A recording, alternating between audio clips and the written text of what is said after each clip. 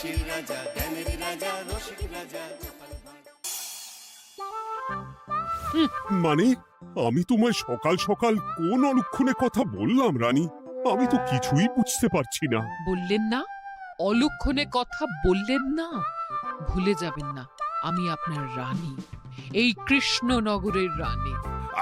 আমি তো তোমায় একটু কোনো কথা নয়, হ্যাঁ? নিজের কাজ নিজে করুন, বুঝলেন? অন্দরমহলে আমার অনেক কাজ আছে। নিজের কাজ নিজে করব? আমি তোমার স্বামী, আমি তোমার কাছে এইটুকু আবদার করতে পারি না? হ্যাঁ,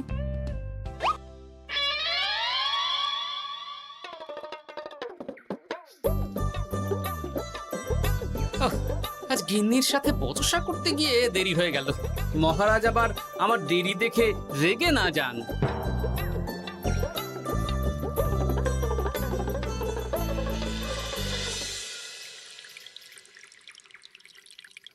হ্যাঁ, তুমি কথাটা খুব একটা মন্দ বলনি মন্ত্রী। এতে রাজ্যবাসীরও উপকার হবে আর রাজকোষেরও খুব একটা চাপ পড়বে না। তাহলে মহারাজ সব ঘরে ঘরে এই বার্তা পৌঁছে দিই। কি এত বড় সাহস তোমার? আমার মুখে মুখে কথা বলছো? যাও, বেরিয়ে যাও বলছি আমার চোখের সামনে থেকে। তোমায় আর দেখতে চাই না। আমি আবার কি বললাম মহারাজ? কি বললে মানে? কি বলতে বাকি রাখলে শুনি? বলছিলাম কি, অপরাধ নেবেন না মহারাজ, সেনাপতি তো। চুপ, একদম চুপ। আমি মরছি নিজের জ্বালায় আর তুমি ওই ভুল ভাল বলে আমার মাথা বিগড়ে দিতে চাইছো? মহারাজ রেগে আগুন, এই ছিলেন ঠান্ডা, এই তো মুখে হাসি ছিল, এখন হাতে ডান্ডা। কি বললে কবি? তুমি আমায় অপমান করলে? যাও, এক্ষুনি তোমরা সবাই দূর হয়ে যাও আমার সামনে থেকে। কাউকে চাই না আমি।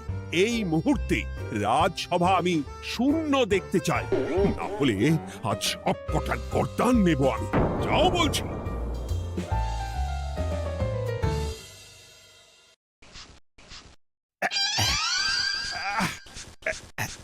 আহা, একটু শান্তি হলো। ভেবেছিলাম রাজসভায় করব তাই রে নাই রে, রাজা দিলেন ঘাড় ধাক্কা, এখন সবাই বাইরে। এ তো তোমার জন্য, তুমিই তো বেমক্কা একটা এমন কবিতা বললে। আহ, কেন এইভাবে চটছেন মন্ত্রী মশাই? দোষ তো আপনারও। আপনি তো কি একটা বলে রাজা মশাইয়ের মাথা গরম করে দিলেন। আমি আবার কি বলেছি? আরে মহারাজ তো সেনাপতির ওপর রেগে গেলেন। আরে বাবা, আমি আবার কি করলাম? পণ্ডিত মশাই কি সব বলে দিলেন, তখনই তো মহারাজ। এই আমার নামে একটা অসাধু বাক্য বললেই আমি কিন্তু। এ কি কাণ্ড! কৃষ্ণনগর রাজসভার সভারত্নরা বাইরে বের হয়ে কি মহা হট্টগোল শুরু করলেন। মহারাজ সবাইকে একসাথে ঘাড় ধাক্কা দিয়েছে। ওরে বাবা, এতগুলো ঘাড়ে রাজামশাই একসাথে ধাক্কা দিলেন কিভাবে? আচ্ছা, দোষটা কে করলো?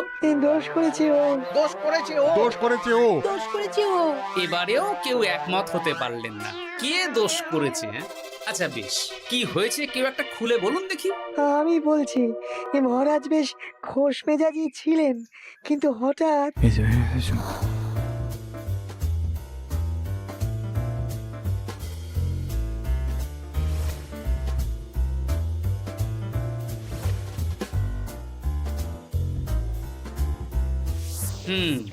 এই কাণ্ড! এ তো ভারী অদ্ভুত রোগ মনে হচ্ছে। মহারাজের আচমকা মাথায় রক্ত চড়ে গেল নাকি? হ্যাঁ, মহারাজ আপনাদের রাজসভায় ডেকেছেন। ওরে বাবা না, যাব না গো আমি, আমার কাছে আমার প্রাণ সবচেয়ে দামি। আমিও যাব না, নির্ঘাত মহারাজ গর্দান নিতেই ডাকছেন। আমিও যাব না গোপাল, আমারও প্রাণের বড় মায়া। আচ্ছা, এটা কি কোনো কথা হলো? হ্যাঁ, প্রাণের মায়া কার নেই বলুন তো? আর মহারাজ যে গর্দান নিতেই ডাকছেন তার কি কোনো মানে আছে? অন্য কারণও তো হতে পারে। তুমি কি করে বুঝলে? হ্যাঁ, বুঝতে পারিনি, তবে আন্দাজ করেছি। তোমাদের কথাতেই শুনলাম মহারাজ খোশ মেজাজেই ছিলেন, সহসা রেগে গেছেন। আবার যে সহসা খোশ মেজাজেই ফেরেননি, তাই কি বলা যায়? এটা তুমি বলনি তো বন্ধু, চলো সবে ফিরিয়ে আনি রাজসভার ছন্দ। আরে গোপাল, এসো এসো এসো। তা এত দেরি করলে কেন? বাকিরা কোথায়? তারা আসছেন মহারাজ। আপনি তাদের ডেকেছেন, তাদের ঘাড়ে কটা মাথা যে তারা আসবেন না।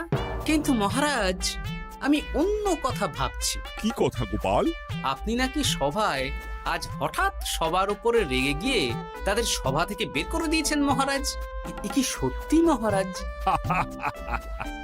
আরে না না গোপাল, মোটেও না। বলতে পারো আমি সবার সাথে একযোগে একটা রসিকতা করছিলাম। আমি দেখছিলাম সবাই আমার রসিকতা কেমন বুঝতে পারে। তাই নাকি? আসলে তুমি ছিলে না বলেই এরা কেউ আমার রসিকতা ধরতে পারেনি। এ কি সত্যি মহারাজ? আপনি সত্যি আমাদের উপর কোনো রাগ করেননি? হুম, এ কি, এই সব কিছুই আপনার রসিকতা ছিল? ও মা, তাই নাকি মহারাজ? এই যে আপনি শুনিয়ে দিলেন কথা কড়া কড়া, সবকিছুই ছিল আসলে নিছক মজা করা। আহ, আবার যত সব বাজে বকছো তোমরা। এত কথা কেন? তোমরা কেউ আসলে মহারাজ কৃষ্ণচন্দ্রের রাজসভার যোগ্য নও। যাও যাও, দূর হয়ে যাও। কিন্তু মহারাজ, এই যে আপনি বললেন। আহ, তুমি সবার আগে যাও তো। তুমি হলে সব নষ্টের গোড়া। যাও বলছি, আমার আর ভালো লাগছে না। যাও। জব বাবা।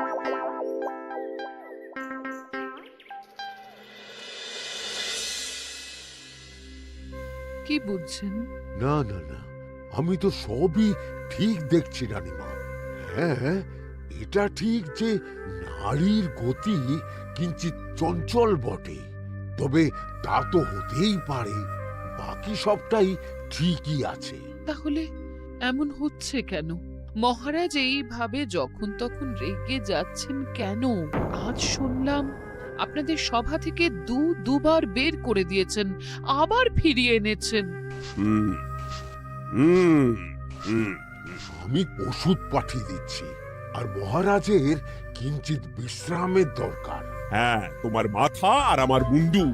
বলি, আমি বিশ্রাম নিলে রাজকার্যকে চালাবে শুনি তুমি, নাকি ওই অকর্মার ঢেকি মন্ত্রী? না মানে ওই আমি। যাও, আর আমার কথা বলতে ভালো লাগছে না। আমাকে একটু একা থাকতে দাও।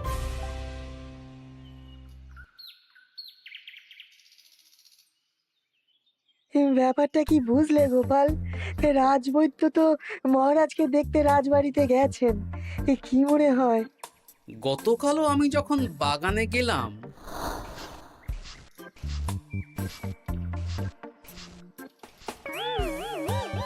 গোপাল, তোমার কি মনে হয় মহারাজকে কোন রোগে ধরেছে? এই রেগে যাচ্ছেন, আবার এই মাথা ঠান্ডা হয়ে গিয়ে ডেকে পাঠাচ্ছেন। আমি বলি কি গোপাল, তখন সবার সামনে বলিনি বটে, তবে এখন তোমার সামনে স্বীকার করতে বাধা নেই। কি কথা বিজ্ঞানী? মহারাজের এই রাগের কারণ হয়তো আমি। আমার মনে হয় আমার দোষেই উনি এরকম বারবার রেগে যাচ্ছেন। কেন? আসলে মহারাজ আমাকে একটা মাথা যন্ত্রণা সারার ওষুধ আবিষ্কারের দায়িত্ব দিয়েছিলেন, তো আমি অনেক চেষ্টা করেও সেই ওষুধটা আবিষ্কার করতে পারিনি। যেটা আবিষ্কার করেছি তাতে সেরকম কাজ হচ্ছে না। আমার মনে হয় ওনার মাথা ব্যথা থেকে এরকম হচ্ছে। সে যাই হোক, তুমি কিছু একটা করো গোপাল। মহারাজের অসুখ কিভাবে সারানো যাবে সেটা নিয়ে কিছু একটা ভাবো। ভাবতে তো হবেই।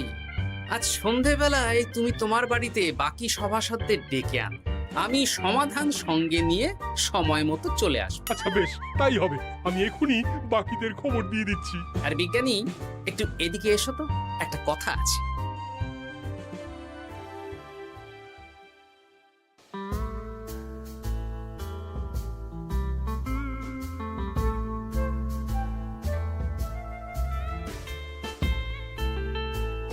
গো, বলি এইভাবে ঘুরলে কি মহারাজের ব্যামো সেরে যাবে? তা সারবে না। তার চেয়ে এক কাজ করি, কিছুটা আলু আর ছোলা সেদ্ধ করেছি, তার সাথে নুন, লঙ্কার গুঁড়ো আর লেবু দিয়ে মেখে আলু কাবলি বানিয়ে দিই, কি বলো? হ্যাঁ, দাও দাও দাও, মন্দ হয় না। মহারাজের মন উচ্চাটন। তার কি কারণ? মাঝে মাঝে আসছেন আর মহারাজ রেগে আগুন হয়ে যাচ্ছেন, আবার যেই সে ব্যামো ঠিক হয়ে যাচ্ছে মহারাজ সেই আগের মতন। তার উপর আবার সভাসদেরা মনে করছে তাদেরও কোনো দোষ আছে। তাহলে দুয়ে দুয়ে চার করতে হবে, কিন্তু কিভাবে কিভাবে কিভাবে? এই নাও আলু কাবলি খেয়ে পেট ঠান্ডা করে নাও দেখি। হ্যাঁ, বেশ কিছুদিন আগে বিজ্ঞানী লেবুর রসের জাদুর কথাই তো বলছিল।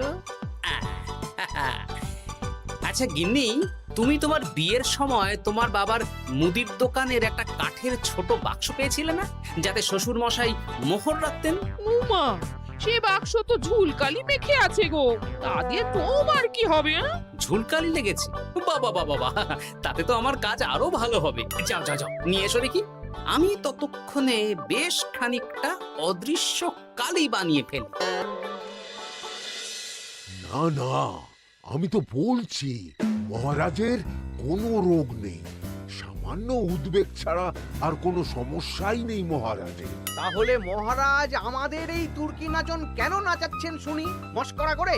তাই তো উত্তর জানা চাই তো। আর এই যে এত জরুরি তলব পাঠিয়ে গোপাল আমাদের ডেকে পাঠালো, তার তো টিকিরও দেখা নেই। গোপাল কি করবে শুনি? যে রোগ আদপেই নেই সেই রোগ কিনা ওই গোপাল ছাড়াবে? আমার তো বিশ্বাসই হয় না। বিশ্বাসে মিলায় বস্তু, তর্কে বহু দূর, তাই না মন্ত্রী মশাই? পেলে গোপাল, মহারাজের রোগ সারাবার কোনো উপায় পেলে? আচ্ছা গোপাল, রাজবৈদ্য বলেছেন মহারাজের কোনোই অসুখ নেই, তা তুমি কি সারাবে শুনি? হ্যাঁ, রোগ হয়তো রাজবৈদ্য মশাই ধরতে পারেননি, কিন্তু কিছু তো আছেই যার জন্য মহারাজ এমন আচরণ করছেন, তাই না? তা তুমি বলো না মহারাজ এমন কেন করছেন, আর কি তার সমাধান? এক এক করে বলি। আমি ভেবে দেখলাম এর জন্য আমরাই দায়ী। বলো কি? আমরা সবাই কোনো না কোনো সময়ই মহারাজের রাগের কারণ হয়েছি, তাকে আঘাত দিয়েছি, বিষণ্ণ করেছি। ইচ্ছে করে করিনি হয়তো, কিন্তু করেছি। আর মহারাজ সেই সব কথা বুকে চাপা দিয়ে রেখেছেন। তুমি বলতে চাইছো অতীতে সেই সব ভুলের কারণেই মহারাজ এমন করছেন? আমার তো তাই মনে হয় সেনাপতি। আচ্ছা তর্কের খাতিরে যদি তাই ধরে নিই, তাহলে এখন আমাদের কি করণীয়? আমরা তো কাল যন্ত্রে চেপে অতীতে ফিরে যেতে পারবো না যে সেই সব ভুলগুলো শুধরে দেব। তা হয়তো হবে না, কিন্তু কিংকর্তব্য বিমূঢ় বাবার আদেশ যদি মানি, তাহলে এই সমস্যার সমাধান সম্ভব মন্ত্রী মশাই। কি বললে? ত্রিকালজ্ঞ বাবা কিংকর্তব্য বিমূঢ়, সে আবার কি গোপাল? আছেন একজন জ্ঞানী ব্যক্তি, আমার খুব পরিচিত। তার দেওয়া একটা উপদেশ আমার জানা আছে। আমার বিশ্বাস তাতে মহারাজের এই সমস্যার সমাধান হয়ে যাবে। কি করে শুনি? এই কালি হলো অদৃশ্য কালি। কলম দিয়ে অদৃশ্য কালিতে কাগজের উপর লিখতে হবে। কি লিখতে হবে?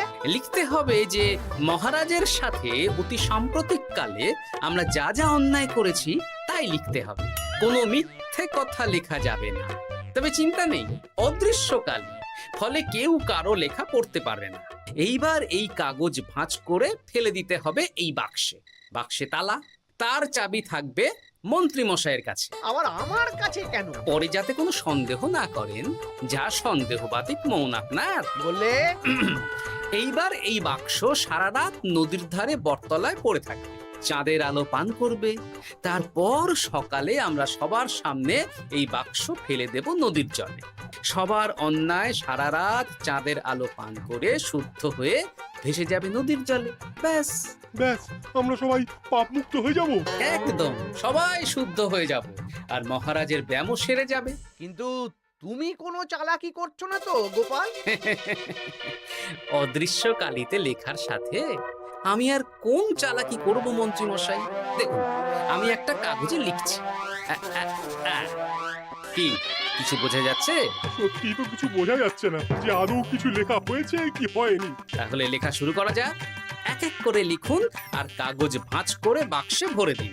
আর হ্যাঁ, একদম মিথ্যে কথা লিখবেন না, তাহলে কিন্তু লেখাগুলো অদৃশ্য থাকবে না, ফুটে উঠবে। আচ্ছা গোপাল, বুঝেছি।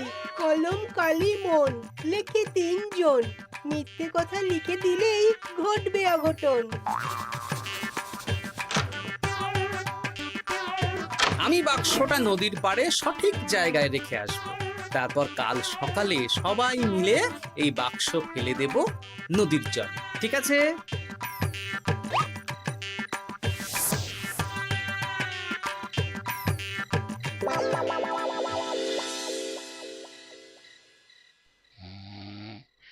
কথায় আছে, মনে যা আসে বলে যাও, ভুলেও লিখো না, তাহলেই বিপদে পড়বে। এদিকে কেমন সবাই নিজের নিজের দোষ লিখে বাক্সে ফেলে দিয়েছে। ভাগ্যিস আমি সবার লেখা কাগজগুলো রাতের অন্ধকারে বের করে আনলাম।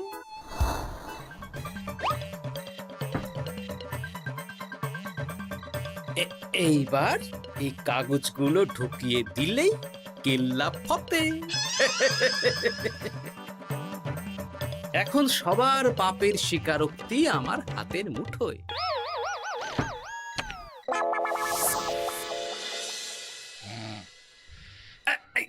আরে, ও মা গো, ও বাবা গো,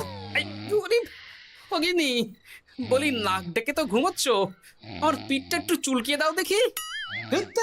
এই জন্যই তো মাথাটা যায় গরম হয়ে। আরে, এই সহজ ব্যাপারটাই তো আমি বুঝতে পারিনি। মহারাজের অসুখ তাহলে এই। যাক, এই রাতের বেলাতেই একসাথে একটা ঢিল পেয়ে গেছি। এক ঢিলে মারবো দুই পাখি।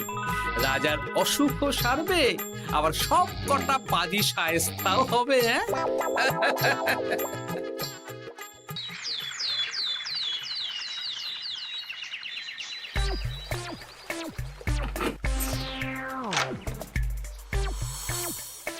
কি এইবার শান্তি হয়েছে তো মন্ত্রী মশাই?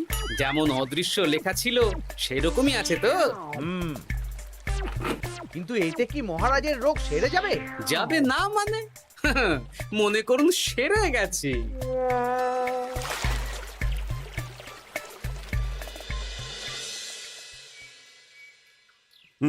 তাহলে আজকে সভার কাজ শুরু করা যাক। ক্ষমা করবেন মহারাজ, সবার কাজ শুরু করার আগে একটা দরকারি কাজ আগে করা দরকার। না হলে আবার কখন আপনি আমাদের কারো উপর রেগে যাবেন আর আমাদের সভা থেকে তাড়িয়ে দেবেন, তার তো ঠিক নেই, তাই না? আহ গোপাল, আর বিরক্ত করো না। আমার এত সাহস নেই মহারাজ যে আমি আপনাকে বিরক্ত করব। আমি তো জানি নিজের পিঠ যখন নিজে চুলকোনো যায় না, আর কেউ থাকে না সেই পিঠ চুলকিয়ে দেবার মতো, তখন কিরকম বিরক্তি জেগে ওঠে, তাই না মহারাজ? এ কি গোপাল, তুমি এত কিছু কি করে জানো? জানাই তো আমার কাজ মহারাজ। আর এও জানি যে আপনার এই বিরক্তির পেছনে সভাসদগণের ভূমিকা ঠিক কি। তার মধ্যে তুমিও আছো গোপাল, তাই না? আছি, পুরো মাত্রায় আছি মহারাজ। তবে হ্যাঁ, আমি কিন্তু তাই বলে রাজকোষের হিসেবে গোলমাল করে মহারাজের কোপের কারণ হইনি মন্ত্রী মশাই। এটা কি গোপাল আন্দাজে বলছে? না হলে কাল অদৃশ্য কালিতে আমি কি লিখেছি সেটা জানলো কি করে? এই, আমি যা লিখেছি সেটাও কি গোপাল পড়ে ফেলেছে নাকি? যাকে পড়লেই বাকি, সব লেখা তো ওই নদীর জলে ভেসে গেছে। আমি যে লিখেছি তার প্রমাণ কি? তবে আর চিন্তা নেই মহারাজ, সমস্যার সমাধান হয়ে গেছে। এখন থেকে আপনি যতক্ষণ রাজসভায় থাকবেন, প্রথমে মন্ত্রী মশাই, তারপর পণ্ডিত মশাই, আর তারপর রাজবৈদ্য পালা করে আপনার পিঠ চুলকে দেবে। কেন আমি কেন চুলকে দেবো? না দিলে যে আপনার কপালে অনেক বড় শাস্তি ঝুলছে মন্ত্রী মশাই। রাজকোষে যে জালিয়াতি আপনি করেছেন তার স্বীকারোক্তি আমি হাজির করব যে মহারাজের সামনে।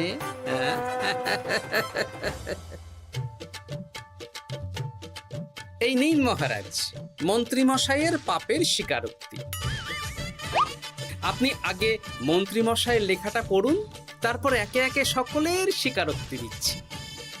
এ কি মন্ত্রী, তুমি রাজকোষ থেকে 500 মোহর চুরি করেছো, আর তার বদলে সেই হিসেব তুমি পুকুর পাড় বাঁধানোর খরচ হিসেবে দেখিয়েছো। এই সেরেছে, এটা ফুটে উঠলো কি করে? সে অনেক কাণ্ড মন্ত্রী মশাই, বাকিদের সবারটাই আছে, এত জেনে কাজ কি? না না, জানতে তো হবেই। তাহলে শুনুন, এই অদৃশ্য কালি আসলে লেবুর রস। গতকাল রাতে আমি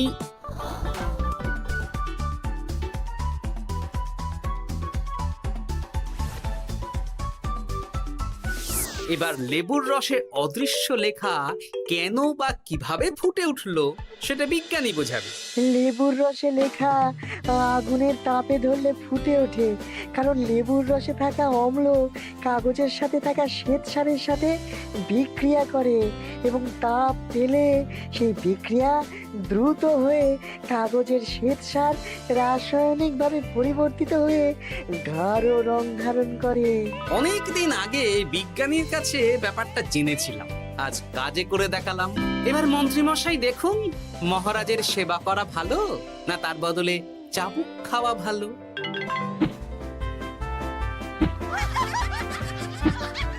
ওরে বাবা না, না, উফ! আগে যেমন বুনো ওল তেমনই তো বাঘা তেঁতুল হবে মন্ত্রী মশাই। যা, রাজা মশাইয়ের মেজাজ আবার বিগড়ে যাওয়ার আগেই কাজ শুরু করে দিন ও বাকিদেরকে সেবা করার সুযোগ করে দিন। আজ থেকে ভুল হলে শুধরে নেব ভুলকে। মন্ত্রীমশাই মহারাজের পিঠ দেবে চুলকে।